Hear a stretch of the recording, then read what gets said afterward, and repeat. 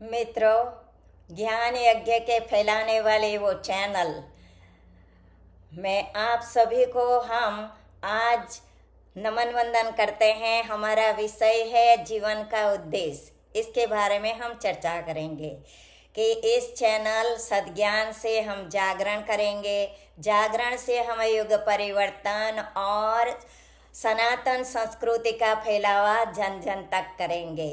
और हम सभी जानते हैं कि हमारा जीवन का उद्देश्य आत्म कल्याण और विश्व कल्याण, समष्टि का कल्याण ही होना चाहिए।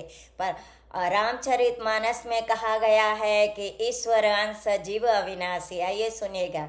ईश्वर अंश जीव अविनाशी, चेतनया मल सहज सुख राशि, सो माया बस भयउ घोषाए, बंद्यो किरमर कटकी नाए, सो माया बस बहु गोसाए, बंद्यो किरमर कटकी नाई।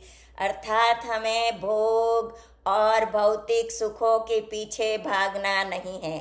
हमारा जो अमूल्य निधि हमें धरोहर में मिली है, तो इसे हमें मालिक की तरह जीवन जीना है, मालिक की तरह नहीं।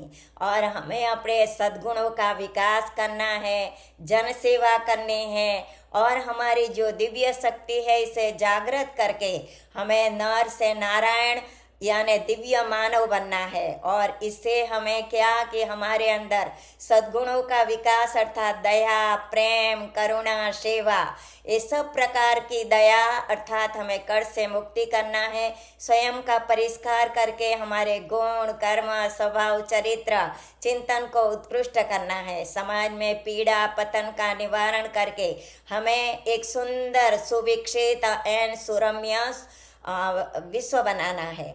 और समाज में अपने चिंतन और आचरण एवं कर्म से सकारात्मक बदलाव लाना है, नया युग भी लाना है। इसीलिए गुरुदेव ने कहा कि हमें अपने जीवन में सादा जीवन, श्रमशीलता, स्वाध्याय, पवित्र आचरण, सेवा और आत्मा का अवलोकन हमें मूल्यांकन बार बार करना है। मनुष्य जीवन का हमारा अंतिम उद्देश्य है आत्मज्ञान एवं ब्रह्म ज्ञान। इसीलिए आप सभी जानते हैं कि जब ऋषि याज्ञवल्क्य के जंगल में जा रहे हैं आत्मज्ञान प्राप्त करने के लिए, तो दोनों उनकी पत्नी कात्यायनी और मैत्री, इस समय मैत्री तो कात्यायनी कुछ नहीं बोली, चुप रही, मगर मैत्री कहने लगी कि हमें इसे लेकर, हम धन लेकर हमें क्या आत्मज्ञान मिलेगा, क्या हमें जीवन में संतोष मिलेगा, क्या हमारी चेतना जागृत होगी, तो नहीं। इसीलिए गुरुदेव ने कहा कि वो सूत्र हमने सबको अपने जीवन में उतारना है। वो सूत्र है एनाहम नामृता श्याम किम अहम तेन कुर्याम। हर रोज बोलना है कि हमें अपने जीवन का लक्ष्य आत्मज्ञान है।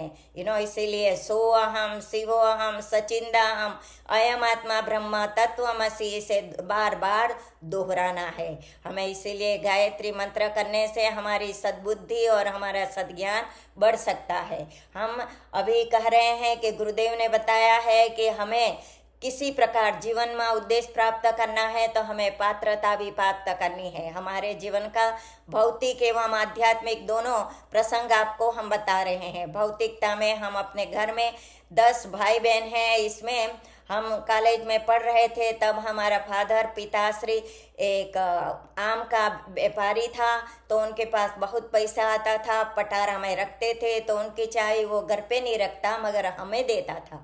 और जब मैं कॉलेज से वापस आती तो मैं उनको चाबी देती थी। मतलब दूसरे भाइयों, मेरी मम्मा, सबके ऊपर नहीं मगर हमारे ऊपर उनका इतना विश्वास था। इसी तरह परम पूज्य गुरुदेव पंडित श्री राम शर्मा आचार्य जी का हजारों लाखों नहीं करोड़ों साधक हमारे जैसे हैं विश्व भर में। हम अमेरिका रहते हैं, सादा जीवन जीते हैं। हमारा जीवन आप कोई देखेंगे तो लगेगा कि वो कोई हिमालय में रहने वाली साध्वी हो सकती है। एनी हाउ, हम क्या बता रहे हैं, मगर गुरुदेव के सबसे उनका जो वो है उनके मिशन का प्रतीक ज्ञान मसाल, वो ज्ञान मसाल हमें हस्तांतरण 1998 में किया गया है। इसका कारण है कि हमारी निष्ठा, श्रद्धा, प्रेम, समर्पण।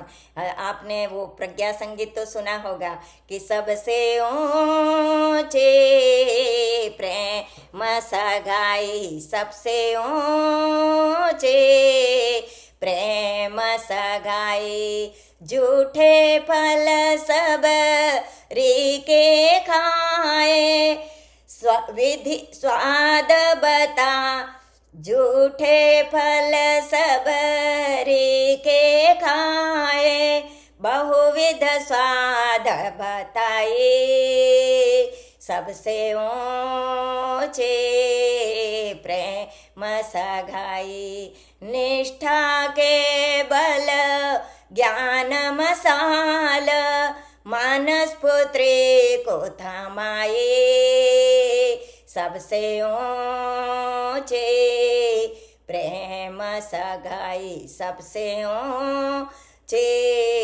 प्रेम सगाई। जब सिकंदर सारे विश्व को जीतकर वो अपने गए अपने देश में, तब वहाँ उनका मरण के शरण हुए तो कहा, मरण के शरण के पहले कहा कि जी मेरे पास धन है, वो सब मेरे साथ जब मैं मर जाऊं तो साथ में लेना। सबने कहा कि कोई खाली हाथ, सब आए हैं और सब खाली हाथ जाना है। तब उनको लगा कि मेरे दोनों हाथ को आप फिनरल में से वो थाथड़ी से बाहर निकालना और दुनिया को बताना कि सिकंदर जैसा धनिक भी खाली हाथ आए और खाली हाथ जा रहे हैं।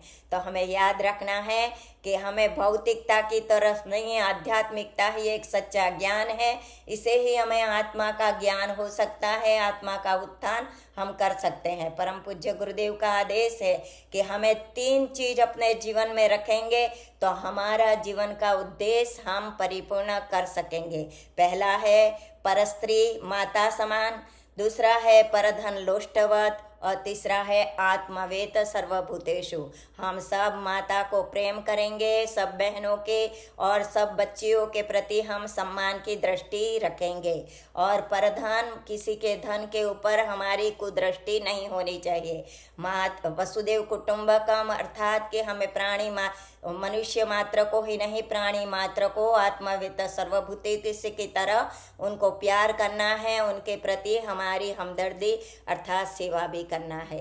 हम अगले एपिसोड में आप सभी को पंचकोशी साधना से कैसे हम मनुष्य का कल्याण कर सकते हैं, बालकों को कैसे उत्थान कर सकते हैं, इसकी संक्षिप्त में चर्चा करेंगे। और बाद में हम इस चैनल का मुख्य उद्देश्य है ज्ञान यज्ञ अर्थात सद्ज्ञान का फैलावा, जैसे हम युग परिवर्तन और हम ला सकते हैं, सनातन संस्कृति विश्व भर में फैला सकते हैं। तो आप इसमें सहयोग करेंगे और फैलावे के लिए आप आगे आएंगे तो आपका जीवन सुख, समृद्धि, शांति और आनंद से भर सकते हैं। अगली बार हम आप सभी को मिलेंगे, तब तक हमें आज्ञा दीजिए। ओम शांति। धन्यवाद।